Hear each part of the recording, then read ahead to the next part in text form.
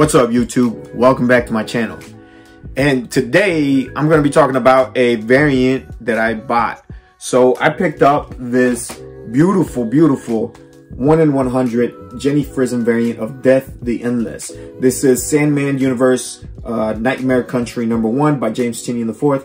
And this cover is beautiful, 1 in 100, all right? I'm going to be telling you guys why I decided to go ahead and pick this up. I dropped about 200 bucks for this, but it wasn't just on it below. I think that was the retail price that was given to me. However, with those $200, I was also included the 1 in 50, which is pretty dope. And the Kelly Jones, I believe it's like a 1 in 25. Yeah, that's pretty nice. And then there was the A and B covers. So, and on top of that, I also got a discount. So shout out to my LCS, man. Freedom Comics here in Toledo, Ohio. If you ever guys in town, go visit them. They do offer a veteran discount, which I'm very appreciative that they do that.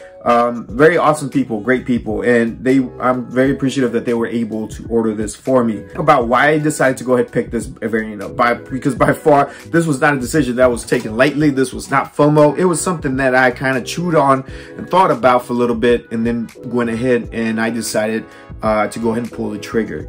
So, first of all, if you guys haven't been watching my channel, then you kind of know how I feel about variants. I feel like I stay away from variants, but I do see why the variants are valuable. I see that they're good for business, right? And as you can see, you know, comic books have become a big business, and everybody makes more money off of variants, right? Publishers make more money, LCSs make more money, our creators make more money, and speculators at times do make more money, and they take all the risk as well. Well, LCS takes some risk too. But look, that's not what I'm here for. The only part where I kind of disagree with variants is that their scarcity is like an inflated artificial value. The monetary value, it's artificially inflated, right? And I think that sometimes clashes with the intrinsic artistic value that the book has on the art, right? Because that's what we're buying. We're buying variant covers. We're buying the art. For example, that they don't always match, right? Sometimes the most rare book is not the best artistic looking book. For example, Electro #2, Black, White, and Blood. This is by Adam Hughes, all right? Beautiful cover, all right? And if you think that this was a ratio variant, then I would say no. This was just a simple, I think it was a B cover, but it was cover price. And I believe for this book, there was also some ratio variants that I felt the art was not as great as this, and they were going for more money. So I think there's that cognitive dissonance, that separation of artistic value from the monetary value. You know what I'm saying? Like I feel like great art sometimes doesn't get the value that it deserves monetary wise. So that's kind of where I kind of like get off the variant train, right? But with this one was by far the best cover of them all. Like I just showed you guys the other ones, and this one by far is the best one. And I would even say that this is one of Jenny Frison's best covers. Okay, this is one of Jenny Frison's best covers. This was the best cover of the variants, and I was also going to say that this is the best cover of Death the Endless. All right, so that kind of covers a bunch of bases. This is definitely the best cover for a lot of categories. DC doesn't do a lot of 1 in 100s. So I was kind of surprised that they decided to do this for the Sandman. I guess it would make sense if they would have done it for like the Justice League, because of the death of the Justice League, or if they would do it for Trial of the Amazons, or a Batman book, or a Donny Cates Hulk or Venom book. You know, these are big titles, Spider-Man book. I feel like those would be like big titles that would get 1 in 100s. But for Sandman, I feel like even though Sandman's great, and the people that love Sandman and read Sandman, or everybody loves it, I still feel like it's kind of a niche within a niche, if that makes sense, right? I don't think that this is 1 in 100 that would be as common as other 1 in 100 books that might be ordered for bigger titles that normally do well even without hype. So with Sandman, like I'm saying, I didn't think that there was going to be a whole lot of people ordering it. I don't think it was going to be a lot of people's radar, and I don't think it was going to be something that people were feeling. You know what I mean? Like I said, it was a niche within a niche. Going back to saying, like, again, this is the best death cover. There's the Action Comics one, which I like.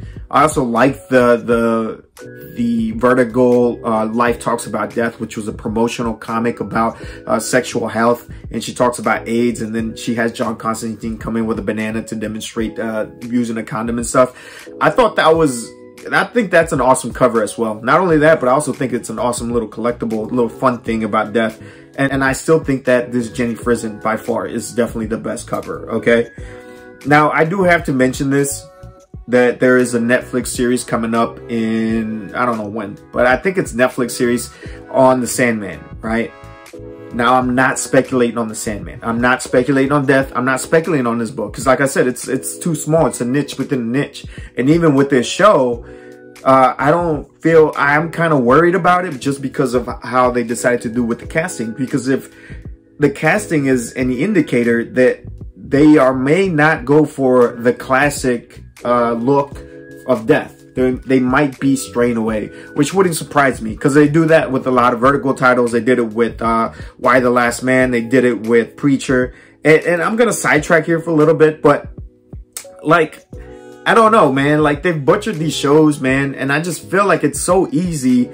Like, I'm not going to say easy, right? Because that sounds like kind of arrogant or whatever. But I'm just saying, like, it doesn't sound as difficult as it is to make your own stuff to adapt a comic. I feel like a comic's probably the easiest medium to adapt. Like, you literally get everything. You get costume design, you get character design, you get background, you get artistic, you know, the feeling to it, you get the settings, hell, you get a dialogue, right? You get everything. You literally get everything. All you got to do, hell, you even get camera angles.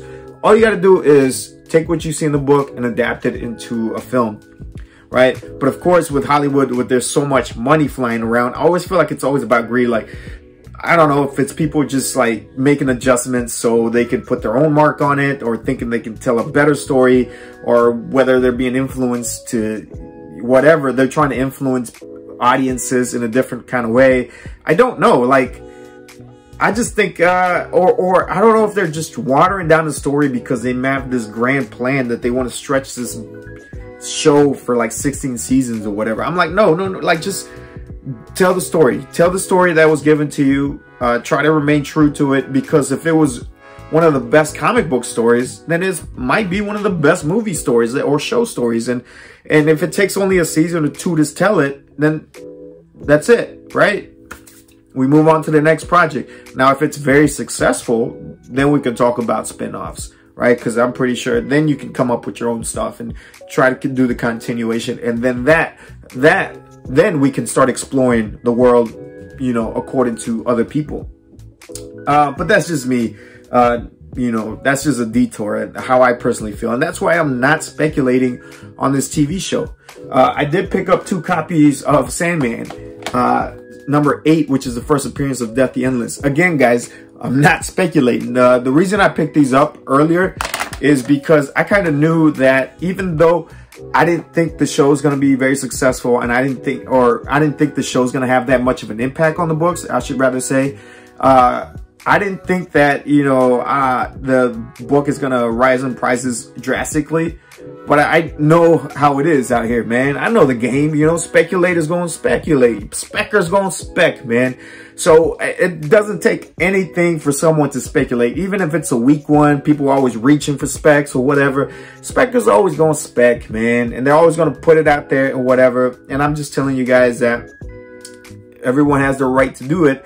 But I'm just telling you, as far as for me, I didn't want to go ahead and take that chance that, you know, that this hype train blows up the book or whatever. Then I would have to wait until a year after it cools down. Because usually that's about roughly what it takes for people to move on and, you know, just let it go. But again, I was just trying to get ahead of the curve so I could have a couple copies. I'm not planning on moving these. I'm not really sure. Another reason I picked up 2 copies was because I broke my own rule of saying don't pay more for a variant than you would for 1 copy of the first appearance of a character, right? So I ended up picking up 2. I ended up picking up 2 so that I could put that cognitive anxiety, whatever is going on, to rest, right? And also, I like the back, you know.